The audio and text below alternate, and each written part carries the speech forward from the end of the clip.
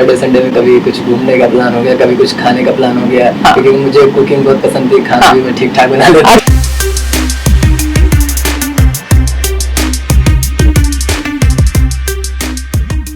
Hello friends, this is Himanshi and welcome to let's learn. तो आज हमारे साथ हैं विनय, और विनय हैं अंबेडकर नगर से, यूपी, और 21 साल के विनय हैं। इन्होंने डीएड स्पेशल एजुकेशन किया है और पीआरटी स्पेशल एजुकेशन में अभी सिलेक्शन लिया है, DEET+B में, यानी दिल्ली में स्पेशल एजुकेटर के तौर पे अब विनय काम करेंगे। तो पहले तो कांग्रेचुलेशंस विनय। Thank you. और कैसा लग रहा है अभी ये सिलेक्शन लेके? 21 साल के आप हो, फर्स्ट अटेम्प्ट आपका था, कैसा महसूस हो रहा है? काफी अच्छा फील हो रहा है। आसपास वाले कह रहे हैं कुछ के आसपास वाले बहुत कुछ कह रहे हैं। अच्छा। काफी मतलब एप्रिशिएशन हो रहा है। घर से भी काफी मतलब फैमिली में भी सब मतलब माता पिता जी। बहन सब काफी खुश हैं। घर परिवार में आसपास रहने वाले लोग भी मतलब काफी मिसाल देने वाली बात होती है ना कि मतलब 21 ईयर की एज में बहुत कम समय में जॉब ले लेना। हाँ। और इसका एक रीजन ये भी है, कई लोगों को ये लगता है कि यार मतलब ऐसे कि मतलब क्या किया ऐसा, जर्नी जो होती है वो ज़्यादा इंपॉर्टेंट होती है कि आप कहाँ से कहाँ तक पहुँचो, वो ज़रूरी है। कहाँ हो उससे भी ज़्यादा, क्योंकि सबने अपना एक वो रास्ता तय किया है। तो अगर हम बात करें विनय की, तो विनय एक हम्बल बैकग्राउंड से आते हैं। अभी बताएंगे विनय अपने बैकग्राउंड के बारे में। और फर्स्ट जनरेशन लर्नर हैं। फर्स्ट जनरेशन लर्नर जिसको हम कहते हैं, पहली पीढ़ी अधिगम करता, यानी इनके परिवार में ये पहले हैं, या इनकी जो जनरेशन है, इनकी सिस्टर्स हैं, वो पहली जनरेशन है जो स्कूल जा पा रही है, कह सकते हैं हम, कि जो पढ़ाई कर रहे हैं। तो विनय बताइए, क्या मतलब आपका बैकग्राउंड है और कैसे कब से आपने तैयारी शुरू की थी? मैंने अपनी स्कूलिंग अपने गांव के पास में एक स्कूल था, विवेकानंद इंटर कॉलेज, वहाँ से मैंने इंटर तक पढ़ाई करी। फिर इसके बाद मैं आ गया डीएड करने के लिए लखनऊ में है कंपोजिट रीजनल सेंटर CRC, वहाँ से मैंने डीएड किया 2 साल, डिप्लोमा किया। फिर डिप्लोमा के टाइम में ही मैंने सीटेट क्लियर किया अपियरिंग में। और इसके बाद फिर ये DSSB की वैकेंसी आई पीआरटी की स्पेशल एजुकेटर की, और फिर इसके बाद यहाँ पर बस एग्ज़ाम दिया, फिर सिलेक्ट हो गया। राइट। तो मतलब आप अवेयर थे इसको लेकर के कि मतलब आप बता रहे थे कि एक तो वो था कि जॉब जल्दी लेनी है। हाँ। घर में मतलब घर में थोड़ी सी फाइनेंशियल प्रॉब्लम थी, तो मैंने सोचा कि कुछ ऐसा किया जाए कि जिससे थोड़ी जॉब जल्दी मिल जाए, थोड़ा फैमिली को भी सपोर्ट हो जाए। तो इसके लिए मैंने देखा कि डीएड में भी स्कोप ज़्यादा है, क्योंकि इसमें इंटर के बाद भी आपको अगर ये कोर्स करते हैं तो जॉब मिल सकती है, गवर्नमेंट हो भी। तो इस वजह से मैंने डीएड किया। डीएड करने के बाद फिर मतलब मेरा यहाँ जो सोचा था जिस हिसाब से, उसके अकॉर्डिंग मतलब आगे मुझे अब मिल रही जॉब। बहुत बढ़िया। तो इनको ये चीज़ पहले से थी कि एक तो फैमिली में सपोर्ट भी करना है और नौकरी जल्दी से जल्दी लेनी है। आपने 12th किया और डीएड में ही जब आप ये स्पेशल एजुकेशन का कोर्स कर रहे थे, उस दौरान ही आप अवेयर थे और आपने पढ़ना शुरू कर दिया था एक तरह से अलग अलग सब्जेक्ट्स को, कि जो भी मेन सब्जेक्ट्स बाद में आते हैं अपने सीनियर्स को देख करके या बात करके। और जैसे रीजनिंग है, मैथ्स है, तो ऑनलाइन देखना शुरू किया। और ऑफलाइन एज सच आप नहीं गए, कोई कोचिंग आपने अलग से नहीं ली? कभी क्लासेस लेनी हुई? स्टार्टिंग में जब मैं आया था लखनऊ में, उस समय मुझे बताया लोगों ने कि कुछ ऑफलाइन क्लासेस भी, उस समय ऑनलाइन का उतना क्रेज नहीं था। हाँ। ये अपना लॉकडाउन के टाइम में ज्यादा ऑनलाइन का क्रेज आया। राइट। उससे पहले मैंने वहाँ पे 2-3 महीने क्लासेस की हुई हैं। मैथ और इंग्लिश की स्टार्टिंग में इंडिविजुअल क्लासेस किया करता था, क्योंकि मुझे पहले से आइडिया था कि मैथ और इंग्लिश ये हर मतलब कोई भी एग्जाम देना है तो मैथ, इंग्लिश, रीजनिंग, जीएस ये तो आनी है। राइट। तो मैंने मैथ इंग्लिश का इंडिविजुअल कोचिंग ली वहाँ पे 2-3 महीने किया। फिर इसके बाद मेरा क्लासेस मेरा एडमिशन हो गया CRC में। तो फिर मुझे वहाँ पे रेगुलर क्लासेस अटेंड करनी थी 9 से 5। तो इस वजह से फिर मेरी 2-3 महीने बाद क्लासेस छूट गई। लेकिन 2-3 महीने में मैंने काफ़ी कवर कर लिया था मैथ इंग्लिश। तो वहाँ से फिर थोड़ा सा एक आइडिया हो गया कि कंपटीशन में पढ़ना कैसे है। अच्छा। वहाँ से वो आप जनरल कोचिंग थी एक तरह से? हाँ, कि आप 2-3 महीने आपने जाके देखा। हाँ। और फिर उसके बाद आपका ये डीएड में एडमिशन हो गया। हाँ। और फिर यहाँ से फिर मेरा ऑनलाइन शुरू हो गया सब। फिर स्टार्टिंग में मैंने मैथ, इंग्लिश, रीजनिंग, जीएस ये खुद से ही पढ़ना स्टार्ट किया, यूट्यूब से देख के सब ये अपना सिलेबस कवर किया। फिर इसके बाद जब फर्स्ट ईयर लगभग कंप्लीट हो गया, तो मुझे ये हुआ कि अब सीटेट देना है। सीटेट के बाद ही कोई मतलब ऐसे टीचिंग का एग्जाम दे सकते हैं। फिर मैंने सीटेट का फॉर्म फिल किया दिसंबर 2019 का। अच्छा, ये 18 से 20 की आपकी टीचिंग ट्रेनिंग चल रही थी, जो डीएड था। तो अपीयरिंग में आपने 2019 में पहला अटेम्प्ट दिया, दिसंबर 2019 में पहला अटेम्प्ट दिया था सीटेट का उस समय। फिर उसमें मेरे मार्क्स थे 112 नंबर। अच्छा। उस टाइम पे। फिर वो देने के बाद फिर मेरा ये क्लियर हो गया कि अब मुझे बस PRT देना है, SSB का वो भी देना है क्योंकि और कहीं मैं एलिजिबल नहीं हूँ। Right. फिर उस टाइम पे वैकेंसी आई थी रीट की भी, हाँ। लेकिन रीट का थोड़ा सा कुछ ऐसा है ना कि 2 साल वाला कि उसमें कुछ मतलब वो ज्यादा ठीक भी नहीं था क्योंकि एरिया थोड़ा सा वो आउट हो जाता है। राइट, और श्योरिटी भी नहीं है। हाँ, सही वहाँ बात। पे श्योरिटी नहीं है, तो इस वजह से रीट पे फोकस नहीं किया। दोनों ठीक है। वैकेंसी साथ ही में आई थी, ठीक है। रीट भी और DT+B की PRT इसी समय। ये मार्च 2021 की बात है जब हाँ। ये वैकेंसी DT+B में स्पेशल एजुकेशन की निकली। 15 मार्च 2021 में वैकेंसी आई थी। ठीक है, हाँ, और फिर अक्टूबर में इन्होंने पेपर ले लिया था। अक्टूबर 17 अक्टूबर को इसका एग्जाम था। तो ये जो कुछ महीने थे इनमें आपने अच्छे से तैयारी की। इन महीनों में मैंने पार्ट ए पहले स्टार्टिंग में कवर किया हुआ था पहले से, तो उसको पहले एक बार रिवाइज कर लिया। इसके बाद पार्ट बी के लिए नॉर्मल साइकोलॉजी मैंने बता ही रहा हूँ कि कवर कर लिया था पहले आपके चैनल से, कुछ वो सीटेट के टाइम में कवर किया हुआ था। ठीक है। तो उसको मैंने रिवाइज किया नॉर्मल साइकोलॉजी के लिए। ठीक है। और फिर स्पेशल एजुकेशन का पढ़ने के लिए डीएड के, हाँ। डीएड के कुछ नोट्स थे जो उनका सिलेबस था पूरा, वो उसके अच्छे से आपने खुद के लिखे हुए जो डिप्लोमा के टाइम में मैंने पढ़े उसके नोट्स बनाए। ठीक है। और वही मैंने उस टाइम पे रिवाइज किया।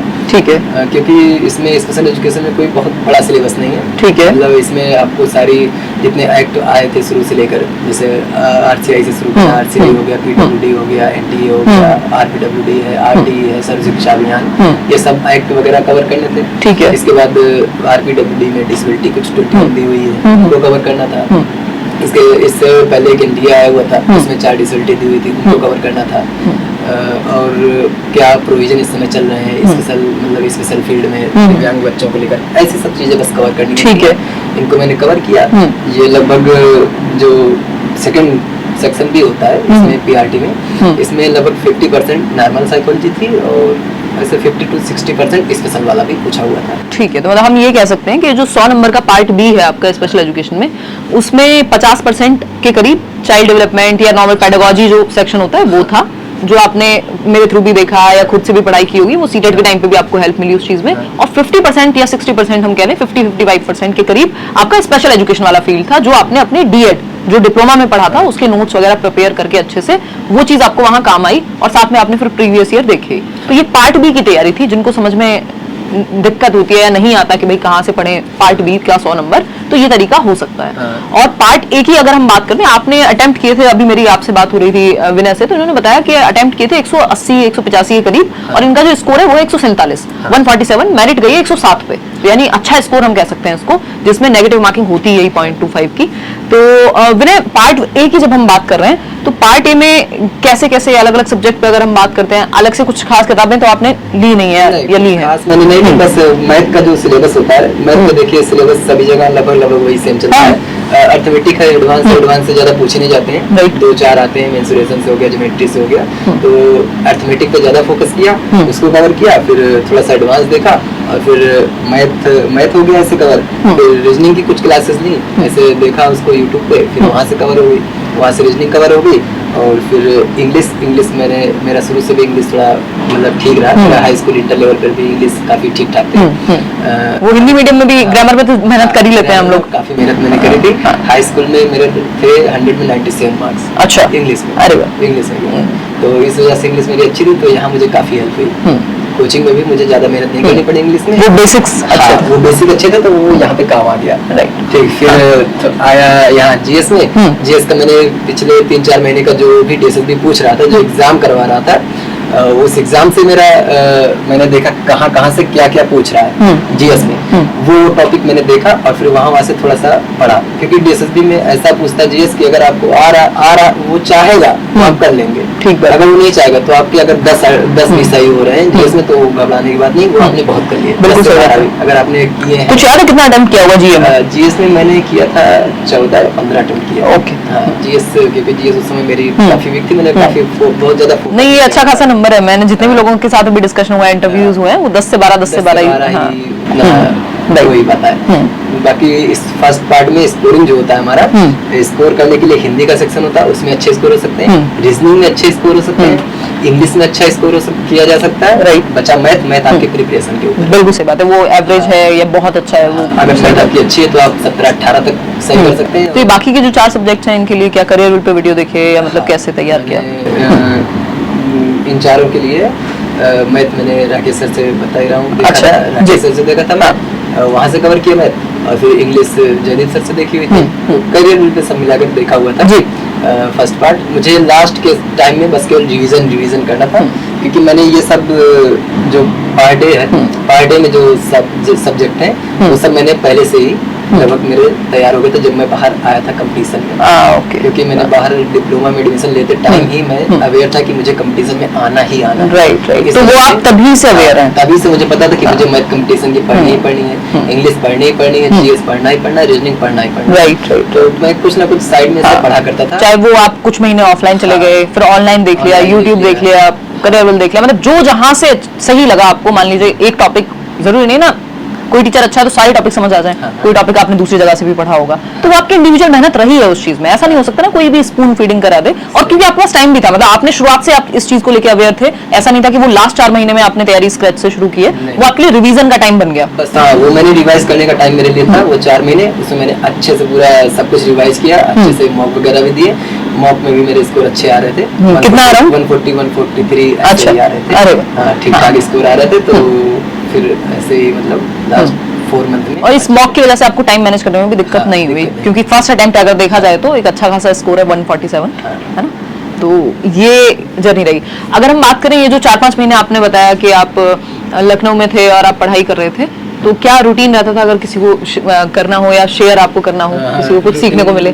मेरा ये था क्योंकि मुझे ज्यादातर रिवाइज ही करना था, तो मैंने मॉर्निंग का टाइम लिया रिवाइज करने का। मॉर्निंग में लगभग वही 4 बजे के आसपास मेरा उठना होता था और फिर उसी टाइम से ही रिवाइज करता था 2 घंटे 2 घंटे 6 बजे तक करता था। फिर अपना डेली का काम, खाना पीना बनाना खाना, फिर 1-2 घंटे और 1 घंटे पढ़ता था। फिर उसके बाद थोड़ी देर सो भी लेता था, मतलब अपना ऐसा रहता था, कोई बहुत स्ट्रेस वाली बात नहीं रहती थी एग्जाम टाइम में। फिर सोने के बाद फिर उठता था, फिर 2-3 घंटे पढ़ लिया करता था। ऐसे ही रिवीजन डेली करता रहता था। हाँ, ऐसे ही 4 महीने तक लगभग रिवीजन किया मैंने। तो इसमें कितनी इफेक्टिव पढ़ाई निकल के आ जाती होगी पूरे दिन में से? कितने घंटे? दिन भर में 5 से 6 घंटे इफेक्टिव जो निकल के आती थी, 5 से 6 घंटे आती थी। सेटिंग ज्यादा होती है बट वो निकल करके आता है, और फिर वो हर किसी का अलग है। कुछ लोग घंटे गिनते हैं, कुछ लोग पढ़ाई कितनी हुई है वो गिनते हैं। सही बात है, मेरा घंटे गिनने का कोई काम नहीं। मैं जितना मैंने टारगेट बनाया हुआ, मुझे इतना पढ़ना है, इतना पढ़ना है, इतना पढ़ लिया, ठीक है, कोई दिक्कत नहीं। इसके बाद मैं कुछ भी करूँ, ठीक। तो और आपका देखा जाए तो डीएड के एग्जाम क्योंकि डिले हो गए थे वो लॉकडाउन की वजह से, तो 2021 में आपके पेपर हुए एक तरह से। जनवरी 2021 में मेरा वो रिजल्ट भी आ गया था। राइट। हाँ, और अभी 2022 है और आपके हाथ में नौकरी है, तो मतलब और ऐसा भी नहीं है, मैं इनसे बात कर रही थी कि मतलब आपने डीएड में ऐसा तो नहीं है कि पढ़ाई लिखाई सिर्फ पढ़ाई लिखाई कर रहे थे बिल्कुल और पूरे टाइम फोकस थे? नहीं, है ना?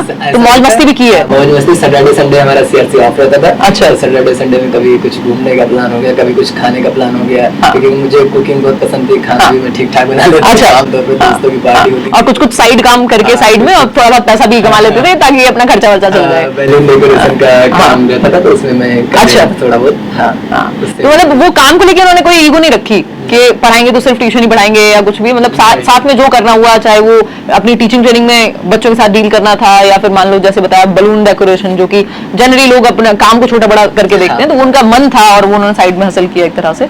बहुत ही बढ़िया बात। तो हम ये कह सकते हैं कुल मिलाकर के विनय की स्टोरी सुन के कि 21 साल के हैं, अच्छा स्कोर है, पहला अटेम्प्ट था, देखा जाए तो डायरेक्टली बहुत ज्यादा कहीं इन्वॉल्वमेंट ऐसा नहीं था कि कोई इनको स्पून फीड कर रहा हो, बट इन्होंने अपनी अवेयरनेस, जो कि 2018 में जब से इन्होंने एडमिशन लिया, साथ साथ मजे मस्ती पढ़ाई लिखाई सब कुछ था, बट इनको ये चीज थी कि भैया आज नहीं तो कल कंपटीशन में बैठना है, और उसके लिए थोड़ा प्रिपेयर करना खुद को शुरू कर चुके थे। और जब एग्जाम आया तो मतलब पूरी तैयारी इनकी एक तरह से ये थी कि अब थोड़ा जान लिया है, अब इसको पूरा पॉलिश कर देते हैं। तो वो प्रीवियस ईयर आपने बताया कि प्रीवियस ईयर जब आप देख रहे थे तो DEET+B में PRT, TGT, PGT part A आपने सबका देखा और उस चीज को एनालाइज किया।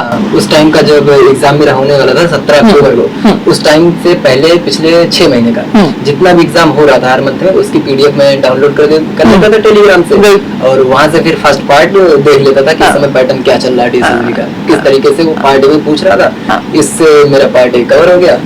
हाँ, इससे थोड़ा सा फायदा ये हो जाता है ना कि जब हम बैठते हैं एग्जाम में तो ऐसा लगता है कि बस प्रीवियस ईयर या जो प्रीवियस मंथ में हुआ एग्जाम बस वही दे रहे हैं। बैठ के ही बस दे रहे हैं, ऐसा लग रहा है घर पे ही बैठ के दे रहे हैं। सही बात है। हाँ, इसे तो वो प्रैक्टिस उतनी की है आपने। तो ये लगभग सभी लोगों ने किया है जो मैंने देखा कि प्रीवियस ईयर और जो नीट प्लस भी पूछ रहा है अलग अलग लेवल पे। पार्ट ए पे आपको वहां फोकस रखना है कि आपको, अगर आप पीआईटी के लिए जा रहे हैं तो ये नहीं है कि सिर्फ पीआईटी का पेपर देखेंगे आप, वो पार्ट ए सब में कॉमन है, टीजीटी भी देख लेंगे, पीजीटी भी देख लेंगे, स्पेशल एजुकेशन भी देख लेंगे, कोई और एग्जाम हो रहा है नॉर्मल जेई वगैरह का तो वो भी देख लेंगे पार्ट ए में। तो वो चीज आपको हेल्प की। तो ये थी विनय की स्टोरी। और विनय, कुछ कोई और बात आप कहना चाहेंगे किसी को तैयारी करनी है तो कि किन चीजों का ध्यान रख सकते हैं अगर रखना हो तो?